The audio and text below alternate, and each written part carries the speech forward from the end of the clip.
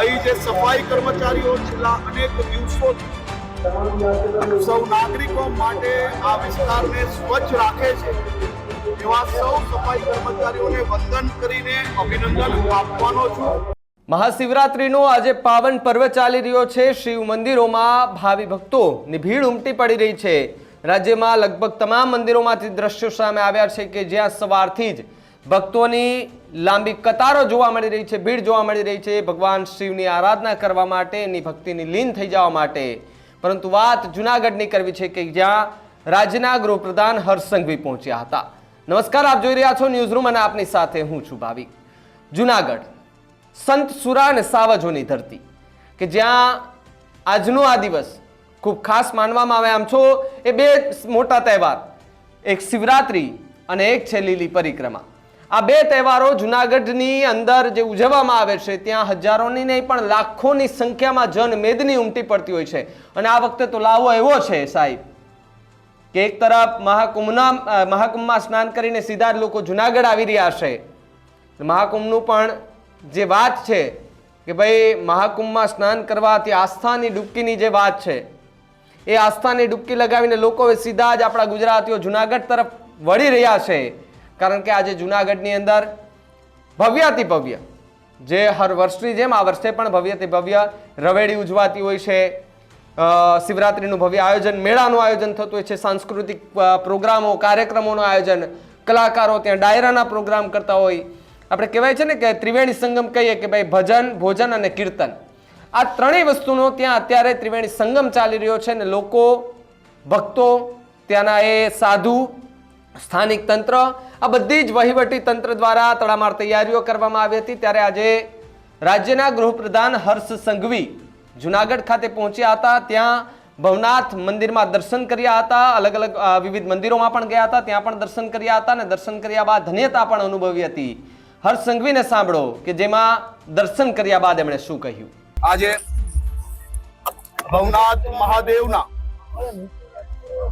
દર્શન કરવાના, પૂજા અર્ચના કરવાનો અવસર પ્રાપ્ત થયો છે, ભક્તિ કરવાનો અવસર પ્રાપ્ત થયો છે।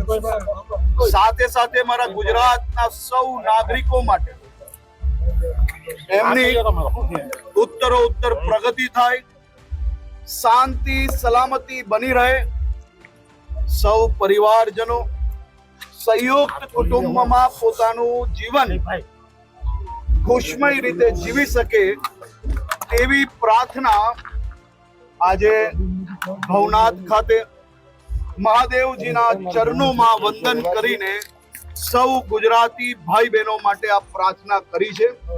આજે હું જૂનાગઢ પોલીસને અભિનંદન આપું છું। ખૂબ સરસ રીતે સૌ નાગરિકો માટે વ્યવસ્થાઓ કરવામાં આવી છે। મહાનગરપાલિકાને અભિનંદન આપું છું। સાથે સાથે આજે રવેડીના ચાલુ થતા પહેલા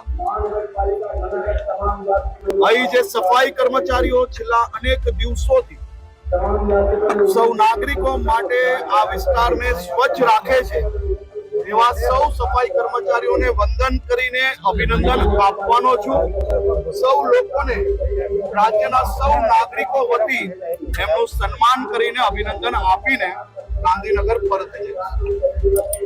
તો તમે જેને સાંભળ્યા છે રાજ્યના ગૃહપ્રધાન હર્ષ સંઘવી કે જેણે જૂનાગઢ પહોંચ્યા હતા। આજે સ્વામિનારાયણ મંદિરમાં પણ દર્શન કર્યા હતા, સાથે સાથે ભવનાથ મંદિરમાં પણ દર્શન કર્યા હતા અને ધન્યતા અનુભવી હતી। સાહેબ, એવું નથી કે સામાન્ય લોકો જ આ મંદિરોમાં દર્શન કરવા માટે આવતા હોય છે। આજે લગભગ મોટા ગજાના નેતાઓ એ નેતાપણું મૂકી સાઈડમાં એક ભક્ત તરીકે એ આજે દર્શન કરવા માટે પહોંચ્યા હતા। લગભગ બધા જ નેતા, મને ત્યાં ખ્યાલ છે ત્યાં સુધી સવારથી જ હું દ્રશ્ય જોઉં છું કે લગભગ નેતાઓ આજે ભવનાથની એ ધીંગી ધરામાં આવ્યા હતા અને ત્યાં દર્શન કર્યા હતા, ધન્યતા અનુભવી હતી। મીડિયા સાથે મીડિયા જ્યારે બાઇટ કરી રહી હતી ત્યારે પ્રતિક્રિયા સમયે કહેતા હતા કે ભાઈ આવો ધન્યતાનો લાવો લેવો એ પણ આપણા માટે ભાગ્યશાળીની વાત છે। અને ભાગ્યશાળી તો એ પણ છે કે જે લીલી પરિક્રમા કરે અને ગિરનારના એ શિવરાત્રીના મેળામાં પણ પહોંચી શકે। ત્યારે વહીવટી તંત્ર દ્વારા સરસ મજાનું આયોજન કરવામાં આવ્યું હતું, તેને પણ બિરદાવી હતી, કામગીરીને પણ બિરદાવી હતી। હર્ષ સંઘવીની જે પ્રતિક્રિયા સાંભળી અને કહ્યું હતું કે જે આખું જે વહીવટી તંત્રનું કામ, બસ સંચાલકોનું કામ, સ્વચ્છતા અંગેની જે વાત હતી એ તમામે તમામ ત્યાં લાગુ પડી હતી. એટલે સૌથી કે ભાઈ આવો સૌ સાથે મળીને જુનાગઢને સ્વચ્છ બનાવીએ, પ્લાસ્ટિક મુક્ત જુનાગઢ ગિરનારને બનાવીએ. આ વાત સાથે તમે કેટલા સહેમત છો? અને જો તમે પણ જુનાગઢમાં રહેતા હો અને તમારી ત્યાં સૂત્ર હોય કે ભાઈ પ્લાસ્ટિક મુક્ત જુનાગઢ બનાવીએ, તો ખરેખર તમારે આ જે મુહિમ જેમણે ઉપાડી છે સાહેબ, પહેલાં તો એમને ધન્યવાદ છે. અને આ મુહિમની અંદર તમારે પણ ભાગ લેવો જોઈએ. પ્લાસ્ટિક મુક્ત જુનાગઢ ગિરનાર થવું જોઈએ, થવું જોઈએ અને થવું જોઈએ. આ વાત સાથે કેટલા સહમત છો અમને કમેન્ટ કરીને ખાસ જણાવજો.